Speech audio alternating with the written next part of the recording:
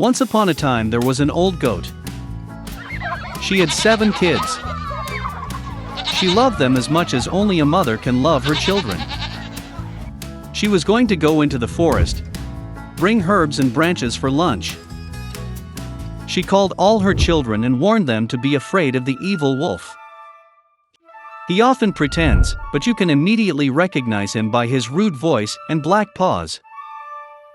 The kids understood everything and assured their mother that they would be very careful.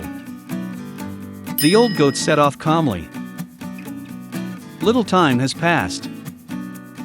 Suddenly, someone knocked on the door and shouted in a rude voice that the kids should immediately open it. But the kids from the rough voice realized that it was a wolf. They answered that it was not mother's voice. Her voice was kind and thin, and this voice was very rude, which means it was a wolf. Then the wolf went to the merchant and bought himself a large piece of chalk. He ate it, and his voice became thin. He came back, knocked on the door, and in a thin voice asked the kids to open it. The wolf put its paw on the window and waits. And the kids saw her and answered that the mother's paws were not black, but white, which means it was a wolf. Then the wolf ran to the bakery and asked to give him some dough. The wolf anointed his paw with the dough. The villain approached the door for the 3rd time, put his white paw on the window and knocked. They saw the kids that the paw was white, and thought that it was their mother. They opened the door, but there was a wolf in front of them. They got scared and began to scatter in all directions. One kid jumped under the table, another on the bed, the 3rd on the stove, the 4th into the kitchen, the 5th into the closet, the 6th under the sink, and the 7th hid in the grandfather clock.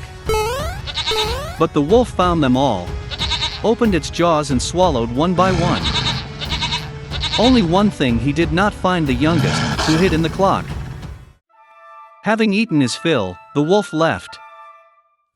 He stretched out on a green meadow under a tree and fell asleep. Soon an old goat came home from the forest. Oh, what did she see there? The door was wide open. The table, chairs, benches were overturned. The wash basin was broken. Pillows and blankets were thrown from the bed. She began to look for her children, but she could not find them anywhere. I called them by name, but no one answered. She went up to the clock, and in response there was a thin voice of the youngest kid. She took him out of there, and he said that a wolf came and ate everyone. How the goat cried for her poor children. Finally, she left the house, and the youngest kid ran after her. She came to the meadow, so a wolf was lying by the tree and snoring, so that the branches were trembling. She looked at him from all sides and saw that in his swollen belly something was moving and floundering. She guessed that these were her children, and was very happy that they were still alive. She told the kid to run home as quickly as possible and bring scissors, a needle and thread. Then the goat cut the belly of the wolf with scissors, and from there one kid stuck out its head. And then the others jumped out, all 6, and nothing bad happened to them. What a joy it was! They began to hug their mother, jump and dance. Then the old goat said it would be nice to teach the wolf a lesson while he was still sleeping. They pulled stones and stuffed them into the wolf's belly. An old goat sewed up his belly, but he did not notice anything, never even moved. The wolf slept, got to his feet and felt such a thirst in his belly that he decided to drink water from the well. He barely approached the well, bent down to the water, and heavy stones pulled him to the bottom of the well. 7 kids saw this, and began to dance for joy with their mother. That's how they taught the evil wolf a lesson. Stingy old Mr. Scrooge has long loved nothing or anyone but his own money. He did not understand the joy that Christmas and New Year brought to others. Therefore, on the eve of the holiday, the old man refused to let his assistant leave work early, who wanted to buy a present for his son. Mr. Scrooge even turned down his nephew's invitation to celebrate Christmas with his family, and also refused to donate money to help children in need. No. The old man closed his office late in the evening and went home. And then, in his bedroom, strange things began to happen. A wind blew from somewhere, thunder rumbled, and suddenly the ghost of his companion, who had died last Christmas, appeared in front of him. Mr. Scrooge was very scared and did not understand what was happening.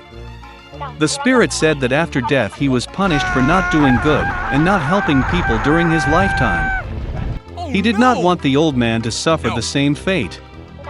So he warned Scrooge that 3 other ghosts would soon visit him. After these words, the spirit disappeared. The old man pretended that nothing had happened. But soon, the ghost of a child appeared before him. Mr. Scrooge was stunned because it was the spirit of his past years. The ghost, with the help of magic, transferred them to the past. The old man saw himself as a little boy in the town where he was born and raised. He was decorating the Christmas tree, and he had a lot of fun. Then Mr. Scrooge saw himself in his youth, the day when, full of delight and hope, he proposed to his beloved. After that, the old man saw himself matured. His wife was crying, and he could not understand why she decided to part with him. The fact is that Scrooge no longer paid attention to her, but only thought about money. The old man could not look at such himself from the side, and asked the ghost to return him back. The spirit eventually disappeared, but another ghost appeared in its place. He carried Scrooge to his assistant's home on Christmas Eve. The whole family was sitting at a poor table. The old man was sure that they all hated him, but he became convinced that this was not so. The aide offered a toast to Mr. Scrooge's health, and his wife very willingly joined the toast. And then the old man noticed that the son of his assistant was sick. Scrooge felt sorry for the child and ashamed of his behavior. Then the ghost took the old man to the house of his nephew. His whole family was happy about the holiday. Most importantly, they left a seat at the table for Mr. Scrooge. The old man did not expect to see this. He always thought that the whole family hated him. Eventually the ghost disappeared, but the spirit of future years appeared in its place. He brought Mr. Scrooge to his own funeral. Everyone said that it became easier for them when the old man finally died. Only then did he realize that in his entire life he had not brought good to anyone. Then Scrooge saw his helper carrying flowers to his son's grave.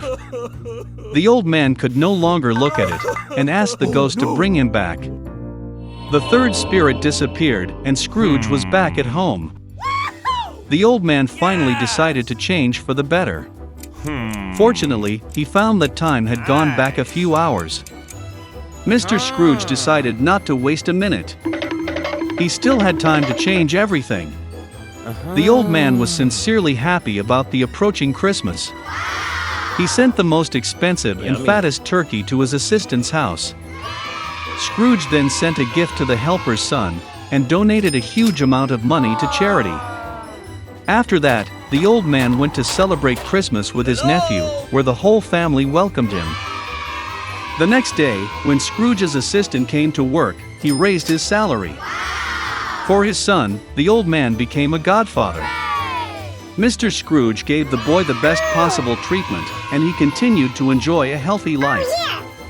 Since then, the stingy old man has become the kindest and most generous person in the city, and has earned universal love and respect.